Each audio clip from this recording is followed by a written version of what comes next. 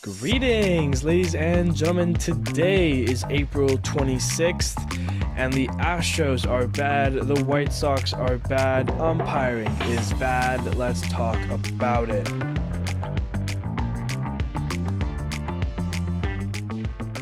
Hello, everybody. My name is Steven. This is the middle of the order. How are we doing today, ladies and gentlemen? It is Friday. The weekend is upon us, not the artist. It's some good baseball this weekend, some very enjoyable games. But we might be in for a negative episode here because I've got some things to talk about, alluding to the beginning trio in my little intro there. There's some things that are bad right now in baseball, especially some teams. Astros, White Sox, man, what's going on with you guys? Tough month to start the season. Can things get turned around for those teams and those umpiring? We're going to be talking about all that in due time. But first, let's dive on into our series recap and talk about the games that were. Leading things off here, we've got the A's and the Yankees as they open up a 4-game series with a pitcher's duel between J.P. Sears and Carlos Rodon, as we would be scoreless through 8 innings. Entered the 9th with a runner on. It's Zach Geloff hitting his 3rd homer of the year to get the first runs on the board and the only runs, as Mason Miller, who was hot this series, let me tell you, he's been hot throughout the year, throwing flames. He punches out the Yankees, all 3 of them, on 103, 102, and 103 mile-an-hour heaters. Oakland gets the opener 2-0. Game 2, it's a 4-run bottom of the first for the Yankees. That's a nice start to this one. Anthony Rizzo goes deep as a part of that for the A's. Try to catch up with some home runs from Shea Langelaris and Lawrence Butler. They come up a run short. The Yankees win it 4-3. In the first, here we go in the 3rd game, Judge strikes out, but wait, a balk is called, and he gets to come back up to the plate. The next pitch, driven deep to right and gone. That helps New York. Aaron Judge getting off the stride a little bit there. Rizzo and Soto go deep in this game as well. The Yankees get the win for Game 3, 7-3. Final game, the Yankees were getting the hits. They had 11 in this one, but their only run was on a Jose Trevino home run. The A's hit 2 home runs from Nick Allen and Tyler Nevin. Mason Miller once again throws heat for his 6th save on the year, the 2nd of the series. The A's split the 4-game set with the Yankees 2 each. They get their 10th win on the year, beating New York 3-1. Tigers and Rays now. Tarek Skubal was on the ball to open this series. He had 9 Ks in his 6 innings of work. Mark Canha and Parker Meadows homers for the Tigers.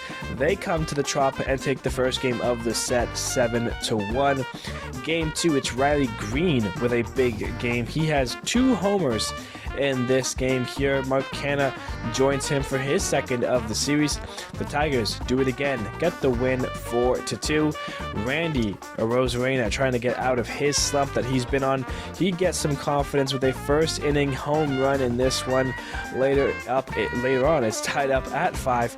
And in the 6th, Curtis Mead hits his 1st homer of the year to give Tampa a 2-run lead, and that's a lead that they would hold on to. The Rays avoid the sweep. They beat the Tigers in the last game 7-5. Blue Jays and Royals now set for 4.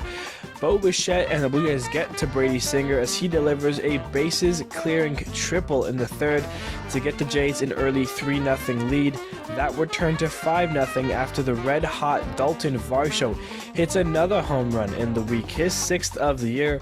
The Blue Jays roll. They get the first of 4, 5-3. Game 2, the Blue Jays are up 2, and a botched catch by Vladdy in this one scores a run for the Royals, and it extends the inning, which brought in 2 more runs on a Bobby Witt Jr. double. Vlad's error hurts the Jays in this one. The Royals win it and even up the series with the win 3-2. Game 3, this game, it's the Royals that jump out to an early 2-run lead. Springer would go deep in this one, but the Royals pen would once again hold the Blue Jays as the Royals strike. Third game goes their way. They win it 3-2 again. Of his fourth and final game, a missed pitch location from Jose Barrios gets punished by Salvador Perez deep to left field. That's an early 2-run home run, and that lead was all the Royals would need to score in this game, as it would enter a rain delay and never get out of it. Luckily for the Royals and unfortunately for the Blue Jays, this game was made official after finishing that 5th inning.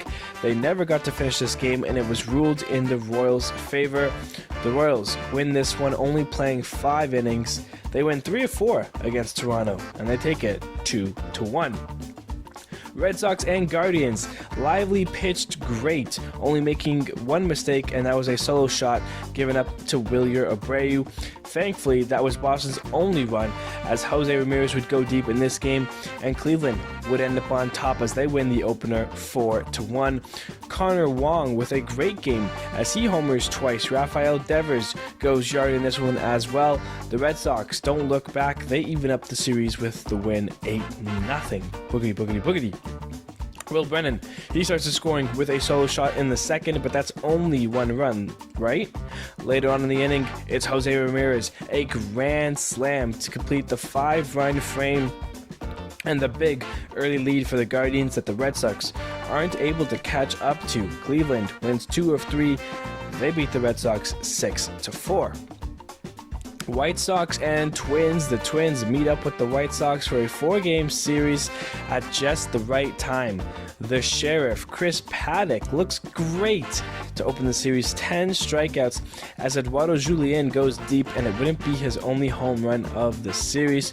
Twins go on to win the first game 7-0. Eric Fetty with an impressive start as he strikes out 11 Twins. The Twins do go on to score 5 runs after he left the game, including a big 2-run home run from Trevor Lenarch.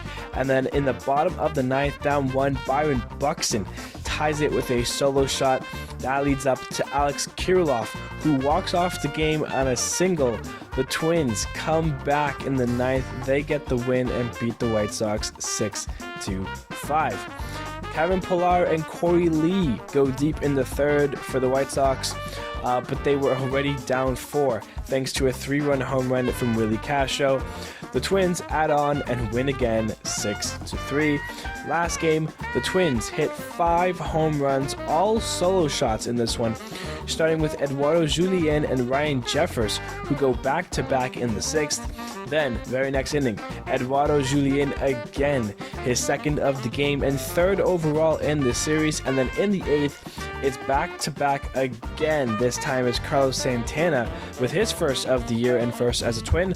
And then Jose Miranda, as the game is all Twins. Heck, this whole series was all Twins. They get a much-needed 4-game sweep over the White Sox, who continue to suck bad. 6-3, your final. Oilers and Angels. James McCann gets the scoring started in this series with his 1st home run of the year. That's later followed by Colton Cowser, who continues his hot start to the year. The O's roll in this one. They get the win 4-2. Mike Trout, leadoff bomb, starts game 2 here for the Angels, and he would get help too, especially from the bottom of the lineup. Joe Adell, Logan O'Hoppe, Zach Neto, all would contribute in this one. They get to Grayson Rodriguez early for a combined 7 runs in the first 4 innings of this game. Angels would hold Baltimore from there and even up the series with the win 7-4. Final game, Gunnar Henderson goes deep in this game. He also went deep in the last game, so 2 homers in the series for him. And after a 4-run 6th inning, Baltimore led it by 6. But here comes the Halos. Mike Trout, Taylor Ward, Zach Neto, all homer. It's a 1-run game. This one ends poorly as Joe Adell was caught stealing to end the game. They would go to video review and it would look like he was definitely going to be safe and get the call changed over, but the call isn't overturned. The game ends there, bewildering many people. Upset announcers were annoyed. The Oilers do get the win though. They take 2 of 3 and get that one 6-5. Mariners and Rangers. This is a big series here for, early in the year at least. Logan Gilbert, he'll shove. Cal Raleigh goes yard, and he's joined by Julio. Finally getting to do that as Julio Rodriguez hits his first home run of the year. Finally. Thank God, I've been looking forward to that. The Mariners get the win 4-0 for Game 1. Game 2, and it's the Rangers who get the 2 home runs from Adolis Garcia and Evan Carter, who had a nice game. He also had an RBI triple later on as well. The Rangers win it and even up the series 5-1. And for that final game, it's a lot of guys hitting their first homers of the year in this one. For the Mariners, Ty France, he hits number 1 on the year. For the Rangers, Nathaniel Lau and Josh Smith both hitting their first home runs on the year. The difference in this one, Luis Urias for the Mariners, a 2-run shot, his second of the year. That's the difference. The Mariners win 2 of 3 versus Texas and dethrones them for the AL West as they take over with the win 4-3. Dodgers and Nationals now. The Dodgers looking for some revenge after dropping 2 of 3 to the Nationals at home last week. And they would start on the right side. They score 3 runs late in this one, including a Shohei Ohtani, who hits a 450-foot blast for the cherry on top. The Dodgers get the opener 4-1. They would continue with a big offensive game here, only hitting 1 home run from Andy Pages. Still learning to say Pages, not Pages. Andy Pages hits the home run, but still they combined for 11 runs on 20 hits. The Dodgers led from start to finish and win again 11-2. And don't look now, MLB teams. Yamamoto would have his best start in the MLB thus far, and he is starting to find his groove a little bit. Teoscar Hernandez, he goes deep for number 6 on the year. The Dodgers get their revenge against the Nationals in their home field in National Park. They sweep them and win it 2-1. Marlins and Braves now. Travis d'Arnaud continues to take flight. He hits his 5th home run in his many days here as he heats up, getting more time to catch without Sean Murphy healthy, of course. The Braves pitchers, led by Bryce Elder, blank the Marlins, getting them the win 3-0. Game 2, Adam Duvall goes yard, but the story here is Max Fried. His spectacular performance, he pitches a complete game shutout as the Braves will win another game easily, blanking the Finns once again for now 18 innings in the series with the win 5-0. And after 19 innings of nothing and no offense from the Marlins, Jesus Sanchez gets the Marlins on the board with a home run, his second of the year, there. Jumping along now, down 2 in the 9th, the Marlins get a gift from the Braves as an error from Matt Olson, scores 2 runs in the 9th to tie it. That sends us to extras, but they aren't able to score in the 10th, unlike the Braves, who will end up walking it off on a Michael Harris double. The Braves take care of business with a sweep against the Marlins, beating them 4-3 in the finale. Phillies and Reds now, a 4-game set inbound between these two teams, and the Phillies pitchers being red hot. I wonder how much fun the Reds would have in this series. The first game would feature the red hot Ranger Suarez. He gets the job done, 7 scoreless innings. Cody Clemens hits his first home run of the year, a 3-run shot. The Phillies win the first of 4, riding the back of Ranger Suarez, 7-0 there. For game 2, the Phillies defense would do themselves in, as Sanchez would give up 5 runs in 3 innings, but only one of which was an earned run. The Phillies made 3 errors, allowing the Reds to score a lot of runs there. Ellie De La Cruz and Santiago Espinal both go deep later on in this one. Espinal's first as a Red. They cruise for the win, even up the series 8-1. A little back and forth here for game 3 as the Phillies were leading up until the 6th inning, where the Reds took the lead after scoring 4 runs, 2 of which coming from Espinal as he ties the game. He's having a little hot series here. The Reds hold it and get the win, beating the Phillies 7-4. The last game, it's more shoving from Zach Wheeler, who has been looking like the best pitcher of the year so far. Harper makes his return from the birth of his child, and dad strength is a real thing. I believe in it heavy. He hits a 2-run home run his first game back after having his child. The Phillies end up winning the last one They split the 4-game set with the Reds 2 each. They take it 4-0. Brewers and Pirates, another 4-game set here. And how about Andrew McCutchen, leadoff home run to start this series? Hoskin ties it later on with a solo shot of his own, but a 3-run 6th inning for the Pirates was the difference as they take the first game, beating the Brewers 4-2. Another game, another leadoff McCutchen bomb to start things off for the Buccos. Bailey Falter pitched great until giving up a solo shot to Gary Sanchez in the 8th to end his night, but that was his only run for the Brewers. He was a great performance from the Pirates. They get another win and beat the Brewers 2-1. Third game, this game does not have an Andrew McCutchen leadoff home run. And maybe that would be the difference. All the scoring in this one came in the 3rd inning. 3 runs for the Brewers in the top half, and then a 2-run home run from Brian Reynolds in the bottom half for the Pirates. Do the math. Who scored more? The Brewers get one back. They beat the Pirates in this one 3-2. Final game now, a solo shot from William Contreras in the 1st gets erased quick with a Joey Bart 3-run home run in the bottom half of the 1st. Later on, the Pirates with a 1-run lead entering the 8th.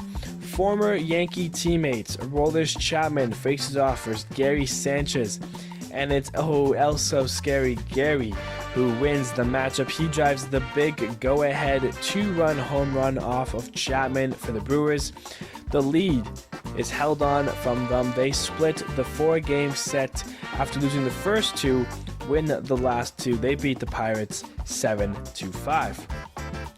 Astros and Cubs now, and the Astros looking to start righting some wrongs, and they would get a rude welcome to Wrigley as the Cubs put up a 5 spot in the 1st inning off of 2 home runs, a 2-run shot from Cody Bellinger and a 3-run shot from Mike Tauchman. Tauchman would homer again later on in this one as he hits his first 2 home runs of the season. Plus Bellinger helps the Cubs continue their nice hot streak. They beat the Astros 7-2. And in game 2, it's another quick start for the Cubs. They get 4 runs in the 1st thanks to a 3-run Dansby Swanson home run. The Cubs would hold the Astros as best as they could. Altuve goes deep in the 9th to make it a 1-run game, but that's all they would get. The Cubs get another win, 4-3. Astros looking to not get swept again this early in the year. They would have quite the moment here in the 6th inning. In a 1-1 game, Pete Crow Armstrong, who got called up for today to be with the Cubs, playing in his first game of the year, he would get a special moment as he would drive a ball high and deep to right, way gone. His first big league hit and his first big league home run, his major league career, and that home run is the difference in this one. The Cubs keep playing a hot brand of baseball, while the Astros on the flip side get swept again and are colder than an ice storm in the Antarctic. Cubs win it 3-1. Yikes. D-backs and Cardinals, Paul Goldschmidt would tie this game up in the 7th with his 2nd home run of the year. It would stay tied until the 9th, where Nolan Gorman crushed his 4th homer of the year for a walk-off 2-run blast to push the Cardinals past the D-backs as they win the opener on walk-off fashion 5-3. And I guess the D-backs didn't take too kindly to that walk-off, because after a first-run home run from Wilson Contreras in Game 2, the D-backs bats would explode. As we've seen them do this throughout the year, they score 14 unanswered runs, getting home runs from Christian Walker, Kevin Newman, and a grand slam from Pavin Smith. The D-backs cruise their way to evening up the series 14-1. And after being held scoreless for 5 straight innings in this game, the Cardinals bats, they wake up, they score 5 runs in the last 3 innings to take the lead and the game from the D-backs. They get the win and take 2 of 3 from them. They win the last game 5-1. Padres and Rockies now. Dylan Cease starts this 4-game set with another great start on the mound, helping his Padres get past the Rockies. For the first game, they're only able to score 1 run on the Padres pitching, and that's the recipe for success. Padres win it 3-1. Down 4-1 in Game 2, no problem for Brendan Rodgers, who connects for a go-ahead grand slam to get the Rockies a lead that they would not give back. That grand slam, the difference for this one for the Rockies, they get the win and even up the series 7-4. For the third game, the Padres jump out to an early lead with 4 runs in the first, and they don't look back. The Rockies would hit a couple of solo shots late from Ryan McMahon and Elias Diaz, but it wouldn't be enough. The Padres get the win. They take the third game 5-2. And then final game, things were looking all Padres in this one. They had a 5-run lead with a Ha-Seong Kim and Jurickson Profar. Mystery relevant. They hit home runs here. But the Rockies put on a show late, 6 runs in the 8th inning, including a 3-run home run from Hunter Goodman. The Rockies and their late magic heroics get them the win. They split the 4-game set 2 each. With the Padres, they take that last game 10-9. Last series here, we have the Mets and the Giants. The Giants would score 4 runs in the first 3 innings and add on with a Michael Conforto home run later on. They get the lead from the second and lead it on to victory. They get the opener 5-2. Another game, another 5 runs for the Giants as Logan Webb was dealing, holding the Mets through 8 scoreless innings. The Giants get another win, 5-1, and they're looking for the sweep, but would have a hard time finding it as Francisco Lindor would go deep twice in the ball game for a total of 4 RBIs. Tyrone Taylor joins him with a solo shot for his second of the year. The Mets avoid the sweep, but still lose 2 of 3 to the Giants. They do win that last game, though, 8-2. To the game of the week we'll go. We're going back to Colorado.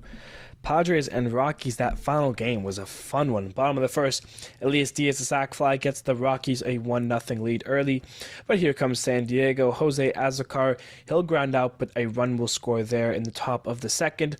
Top 3 now, Jurickson Profar, he'll single in a run, makes it 2-1. And then Ha-Seong Kim hits his 4th home run of the year, a 2-run shot, makes it 4-1 and a 3-run inning there. But here come the Rockies right away in the bottom of the third. Elias Diaz, he grounds out, but a run scores to make it 4-2. And then Elehuris Montero hits his first home run of the year. That's a tie game now, 4-4. Top 4, Xander Bogaerts, he'll double in a run to make it 5-4. Then Jake Cronenworth, a sac fly, makes it 6-4. San Diego.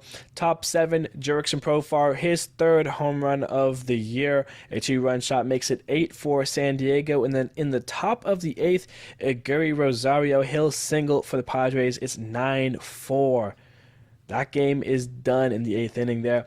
Just wait, bottom of the 8th with 2 runners on. Hunter Goodman, home run number 1 on the year. That makes it a 9-7 game. Then Brenton Doyle, he'll single in a run. It's 9-8. A pass ball by Luis Campusano. It's 9-9. Elias Diaz again. He'll double to left. 10-9 Colorado. They would finish the Rockies off in the 9th. Justin Lawrence comes in, gets the save, and the win goes to the Rockies. An impressive 6-run comeback in the 8th. Good stuff there from Colorado. San Diego, not as much. 10-9, your final. That is your game of the week. All right, getting into our baseball news here. We got to start with these Astros, man. They are bad. It's bad. They have played 8 series on the year, and they've been swept in 4 of them. Starting with the beginning of the year, the first series, they got swept by a 4-game set from the Yankees. They got swept by the Royals. They got swept by the Braves, and now are getting swept by the Cubs. The only series they won was against the Blue Jays. They took 2 of 3 there. They split a 4-game set against Texas. Okay, they also won the other Texas set. So, you know, they've been able to handle Texas and the Blue Jays. You know, they have a win against the Nationals, but lost that series. Like, it's been a really rough go at things for the Astros here. And they have a weird, I've never seen this, they have a weird 2-game series. I'm looking at the schedule right now. They don't play today, but they play tomorrow and the 28th against Colorado in a weird 2-game set over the weekend. I've never seen a 2-game set go over the weekend. That that looks weird to me. I don't like that. But they only have 3 more games left of the month. They have the 2 against the Rockies there, and then the last day of April on the Tuesday, the 30th, they play Cleveland. They start a series against the Guardians there before this April's over. And I mean, if you're Houston, you gotta put this month in the rear view. Gotta change something and figure things out because it needs to change almost immediately because it's bad. It is so bad. And there's not like one thing you can point to and say this is what's causing the problems. I'll tell you right now, the offense has been okay. Some of the guys who have been needing to do it have been doing it. Jose Altuve has been great for them. Kyle Tucker, you'd like to see him put the ball in play a little bit more, 283 average, but that's still, when you compare it to other players and the rest of the team, it's still a good number. Yordan Alvarez, of course, when he's been connecting, but he only has 27 hits on the year. He can, get up there a little bit. Jeremy Pena's looked good, which is a nice change of pace from last year. He's got 33 hits on the year. He's got a 324 average, second on the team there. But outside of those 4, really, it's been a tough go of things for some of the guys here, especially as you go down the list of stats here. Chas McCormick, Alex Bregman, Jose Abreu at the bottom of the barrel. Abreu is 5 for 62 with 17 strikeouts. Alex Bregman, this is a contract year. He's 19 for 88. He's got 216 batting average there. Not great for him. And these are some of the guys that need to go. Obviously, they've had that middle pack there with like Jake Myers and Diaz. So the offense, it's very hit or miss. You'd like to see more from the guys who aren't contributing, like Bregman and McCormick. The top of the guys, they're doing their thing. That's good. But it's really been the pitching that's been hurting them. And they got to figure that out like really fast. The only 2 pitchers really who I would say you can trust, I guess, is Ronel Blanco and Christian Javier. They're both 2-0 in their starts. They're 4 starts each. Blanco, the no-hitter, of course. A 1.33 ERA for him, a 1.54 for Javier. Of course, Verlander, his second start was made yesterday. He won his first one, not the one yesterday, of course. But he has a 1.74 in his 2 starts, missed a couple because of injury. Framber Valdez, he made 2 starts, then got hurt. He's got a 2.19, so you'd love to see him get back. But outside of those 4 guys, it's a rough go at things. You get to the bottom of the lineup there. Brian Abreu, a 4.97 ERA. Ryan Presley, a 7.45. Josh Hader's been awful, an 8.38. Hunter Brown, even worse, a 9.68. JP France, a 7.46. The ERA has been high. These guys are giving up runs like crazy. France with 21 earned runs. Brown with 19 earned runs. You gotta figure something out. Get these guys on the mound for a pitching day and just let them figure things out. Rafael Montero's been okay, but he hasn't pitched as many. It's a really like you gotta study this. The Astros haven't been this bad to start a season since 1969. It's one thing when it's 2015, 2016, kind of when you started your era of winning and success.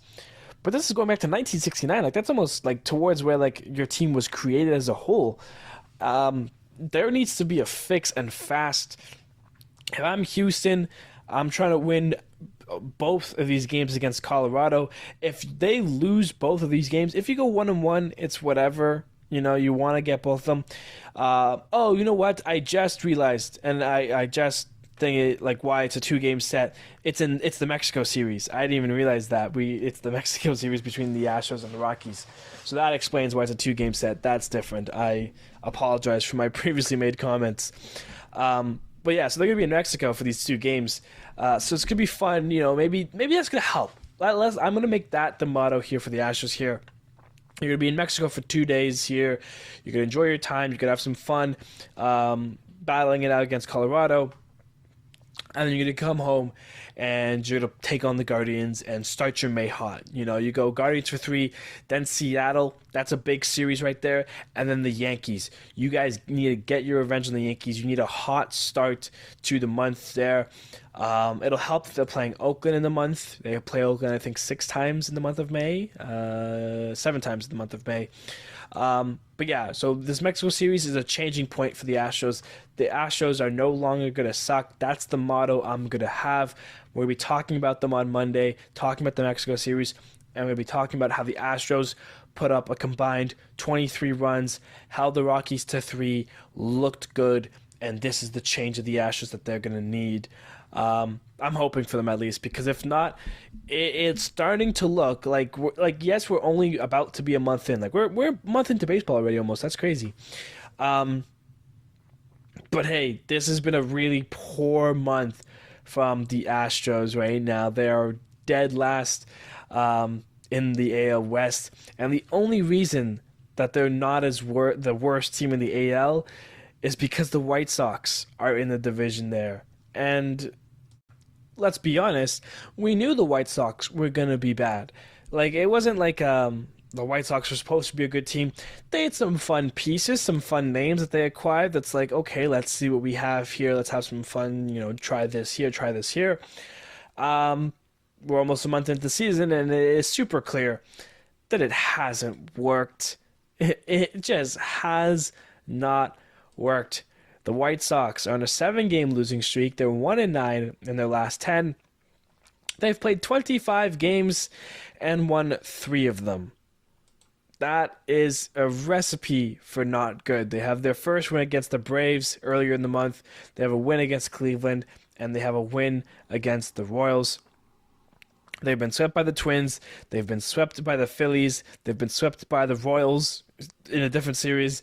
They've been swept by the Reds, and they've been swept by the Tigers. So 5 sweeps for the White Sox. They have been bad.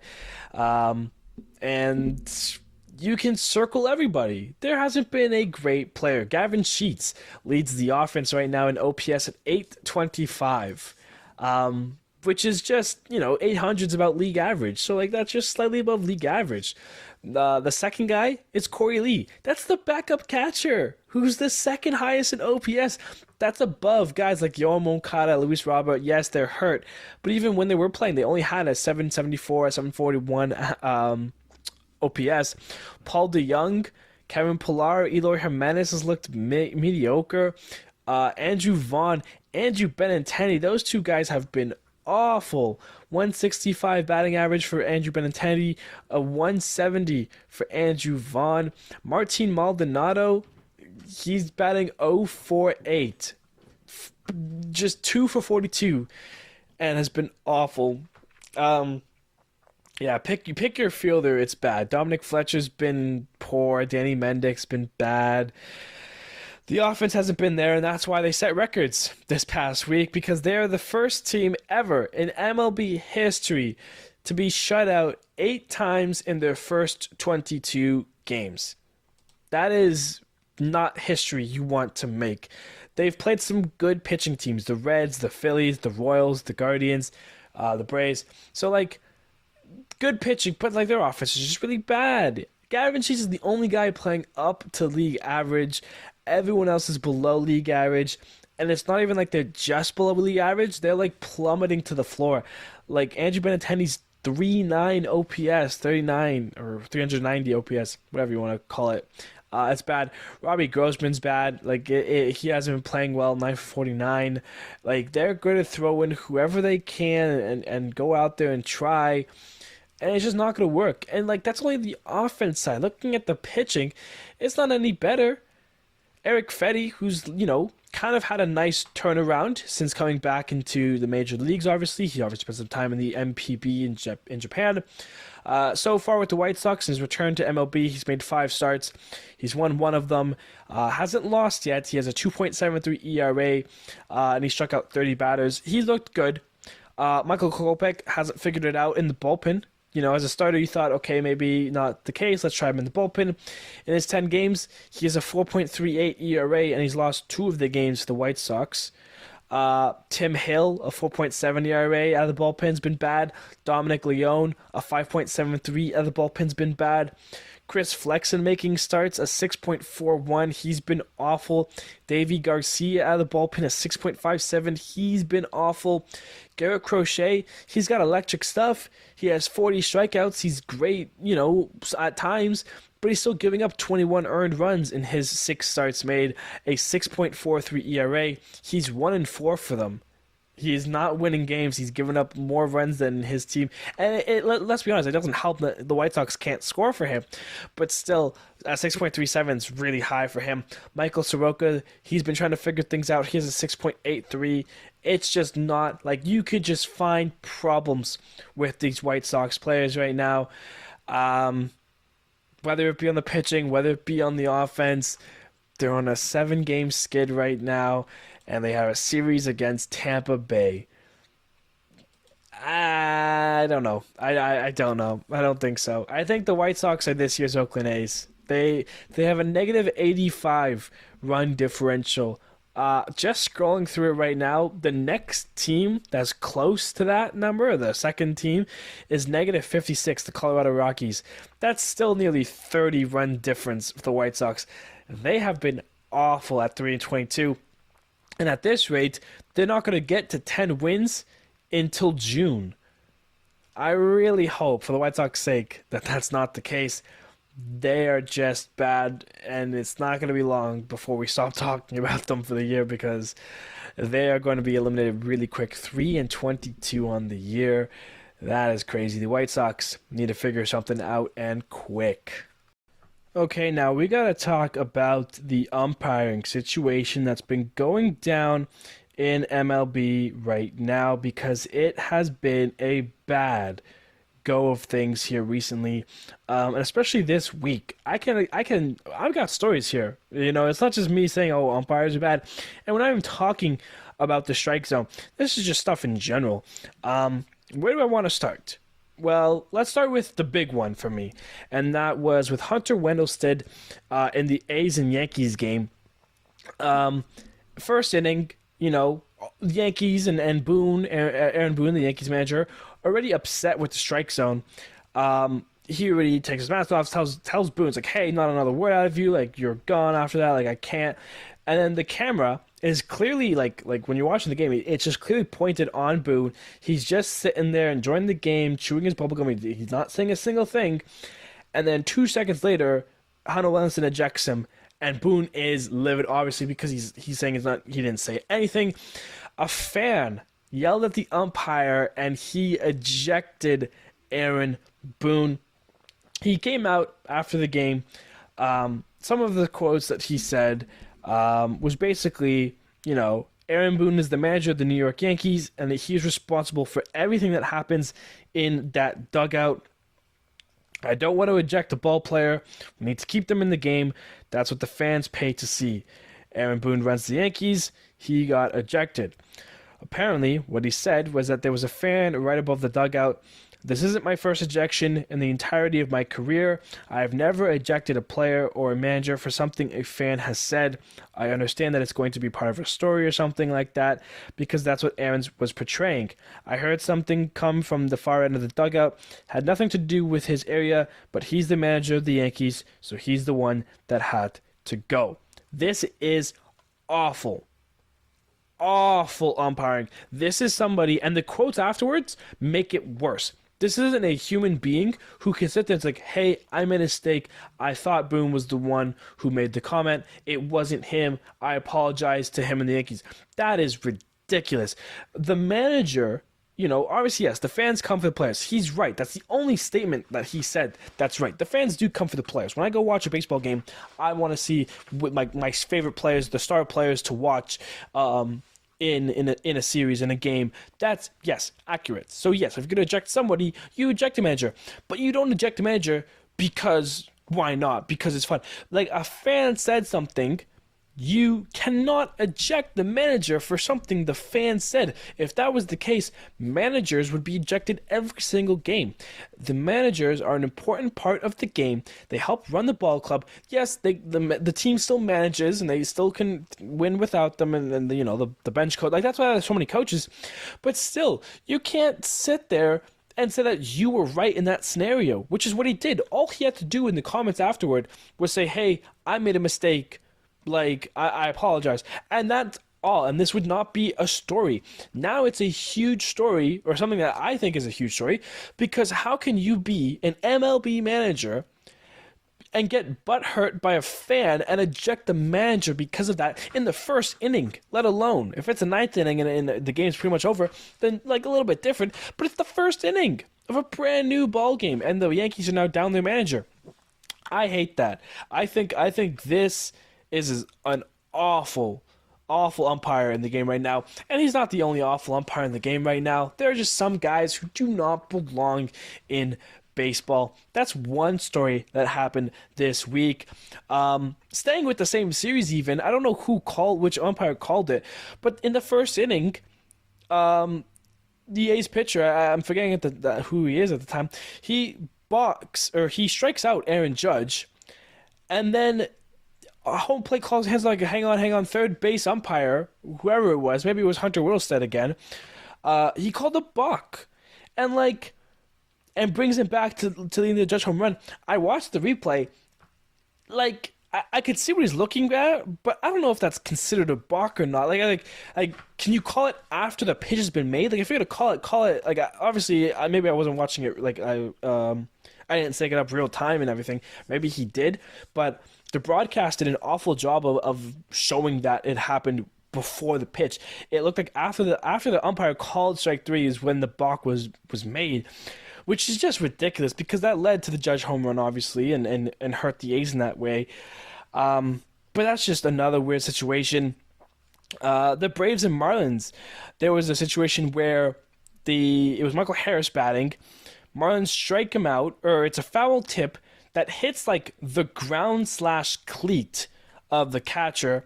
He catches the ball because it hits like wherever it hits the ground of the cleat, it bounces into the air. He makes the catch, looks at the umpire, and it's ruled a strikeout.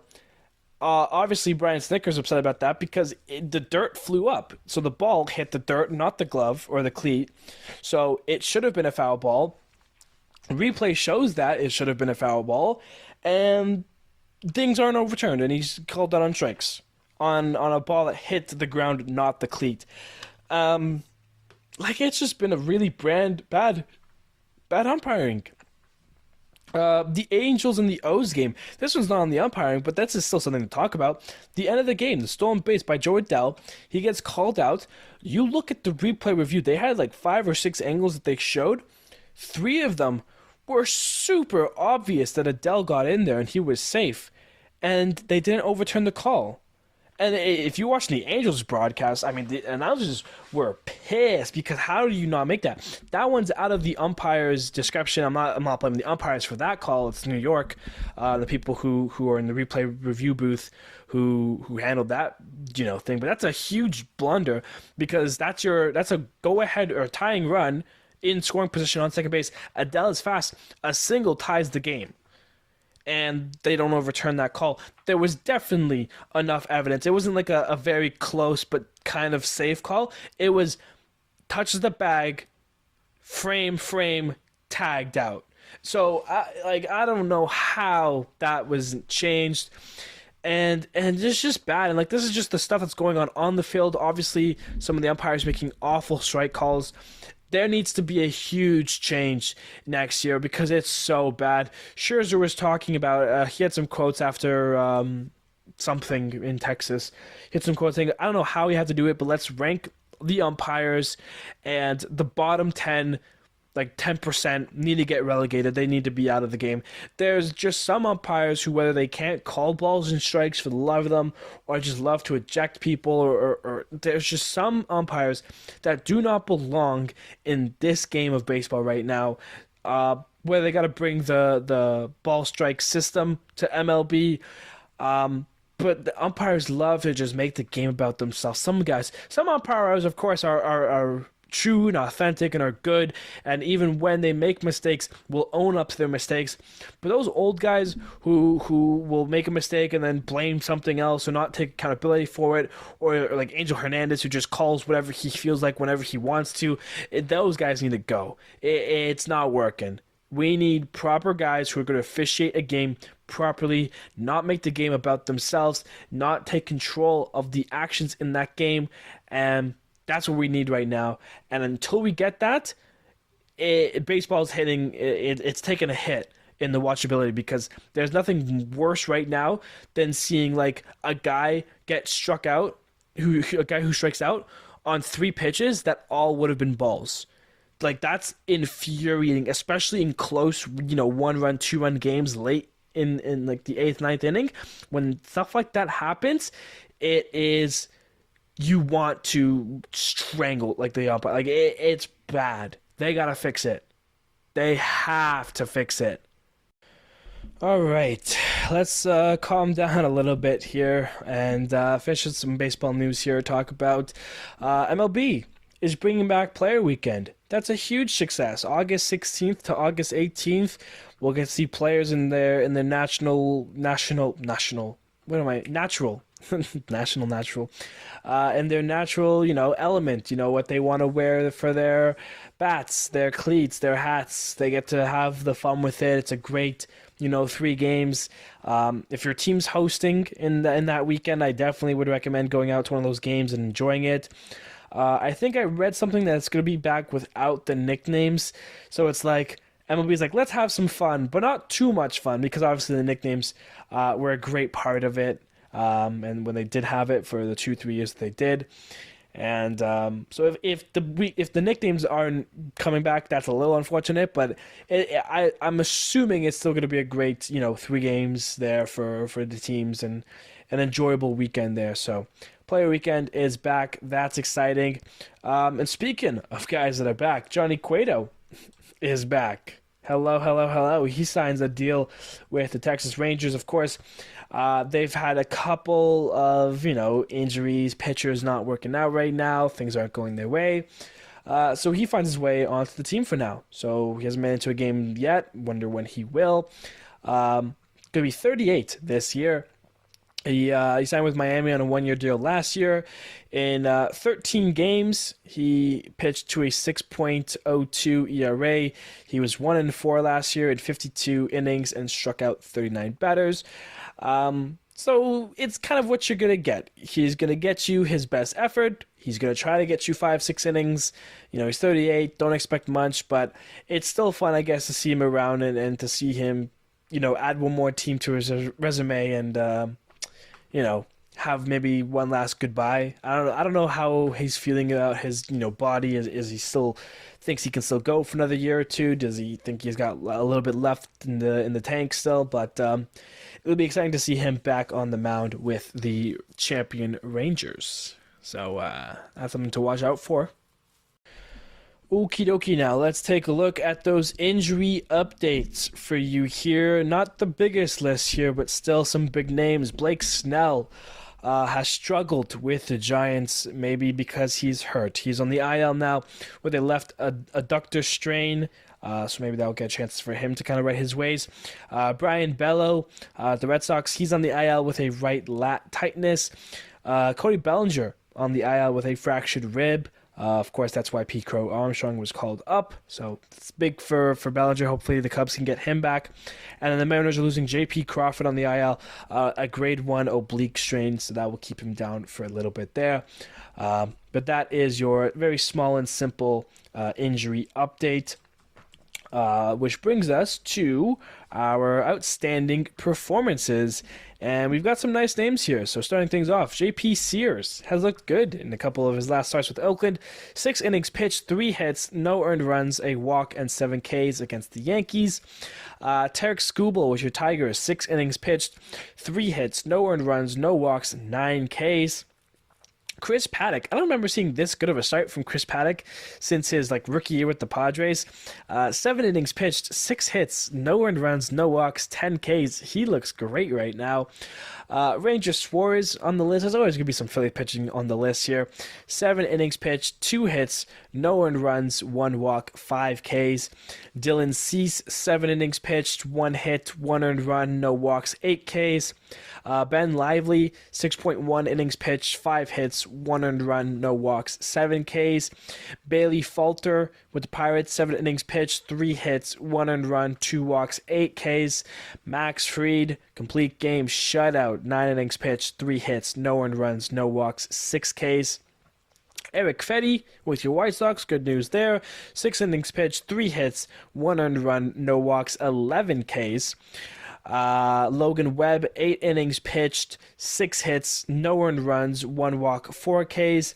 Zach Wheeler, of course, more Phillies, 6 innings pitched, 1 hit, no earned runs, 1 walk, 6 innings pitched, 1 hit, no earned runs, 4 walks, 8 Ks. Yeah, a little high on the walks than I usually would want for an outstanding performance, but still was a good start for Wheeler. And then lastly here, Yoshinobu Yamamoto, his best start in the MLB thus far, 6 innings pitched, 4 hits, no earned runs, 1 walk, and 7 Ks.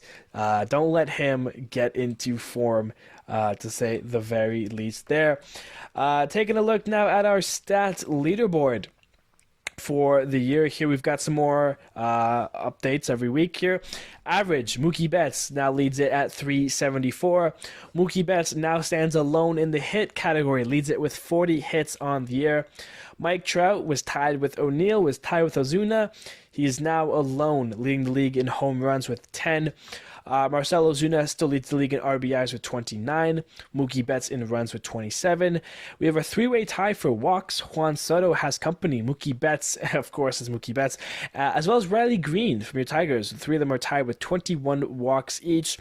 New stolen base leader, Ellie De La Cruz, has been on it. 15 stolen bases for him. Mookie still leads in OPS with 1.113 here. Looking at the pitching, 5 pitchers with 4 wins on the year. Jose Barrios, AJ Minter, Tyler Glasnow, Ranger Suarez, and Reed Garrett are all tied with 4 wins each, which means all of them have more wins than the White Sox combined, because the White Sox have 3 wins. ERAs now with Cutter Crawford of your Boston Red Sox, 0.66 of qualified starting pitcher, or qualified pitching in general. ERA goes to him. Strikeouts, move aside Tyler Glasnow. It is Zach Wheeler's turn. He leads the league in Ks with 46. And then leading the league in saves, it's Clay Holmes, tied with Robert Suarez from your Padres with 9. And I don't remember if I said the Ks, but 46 for Zach Wheeler. Upcoming series now. What do we got for us on the docket here? Because we need some good baseball for this weekend. Starting things off, Ohtani is on a plane heading to Toronto right now. If not, he's already in Toronto. The joke and the meme of the offseason, or at least one of them, because there were so many. The Dodgers are heading to Toronto, taking on the Blue Jays. Cubs at Red Sox. A's at Oilers. Rays, did I say Oilers? Orioles. Rays at White Sox. Royals at Tigers. Twins at Angels. So Snell gets to play the Twins for the first time in his career. D-backs at Mariners. Reds at Rangers. Guardians at Braves, the best team in the AL versus the best team in the NL. Look at that. Nationals at Marlins. Cardinals at Mets. Yankees at Brewers. Pirates at Giants. Phillies at Padres. And, of course, the Mexico series, Astros at Rockies. Will be how we round it off. We'll be talking about that for sure in Monday's episode. And see how the Astros do there. But the Mexico series should be a good time for those 2 teams as they head off there, probably now, either on a plane or heading over shortly or landing, whatever. But that is your upcoming series for the week here. So we'll round things off here finally with our playoff predictor and taking a look at that right now. We have the Tigers, who right now occupy the 6th seed, taking on the Mariners in the 3 seed, and the Royals in the 5 seed take on the Yankees in the 4 seed. The Mariners beat the Tigers. The Yankees beat the Royals. We head to the ALDS, where we have Mariners at Oilers and Yankees at Guardians. It's the O's and the Guardians. So the 1 and 2 seed will head to the CS. O's at Guardians there. And it's the Guardians, the first team, the best team in the AL, heading to the World Series. Yikes. Or not yikes, but fun. Heading to the NL, Reds in the 6th seed taking on the Dodgers in the 3 seed. And the Phillies in the 5 seed taking on the Cubs in the 4 seed. It is the Dodgers and the Cubs beating the Reds and Phillies once again. We head to the NLDS, where it's Dodgers at Brewers and Cubs at Braves. Once again, the Braves beat the Cubs, but this time the Dodgers beat the Brewers. We have the very fun, exciting NLCS matchup that everybody is hoping for if you want the best brand of baseball possible. Dodgers at Braves. And once again, the Braves are going to beat the Dodgers and head to the World Series. We have a Guardians and Braves World Series. The top two teams in baseball, the best in the AL, the best in the NL. These two teams are facing off this weekend. And it's the Braves who do beat out the Guardians and are your 2024 champions. We've done this 3 times, and the Braves have won 2. Is this foreshadowing, or am I jinxing the Braves? Find out at the end of the year. That, ladies and gentlemen, is going to do it for us here today. Thank you, everybody, so much for listening. A little bit of a longer episode. These Fridays have been longer, so I might try to change something up to kind of even it out, because it seems like the Monday episodes have been a little bit more shorter than the Friday ones. But of course, the Fridays are more fun. The more things to talk about here. I appreciate you all. Thank you, everybody, so much. I will see you on Monday.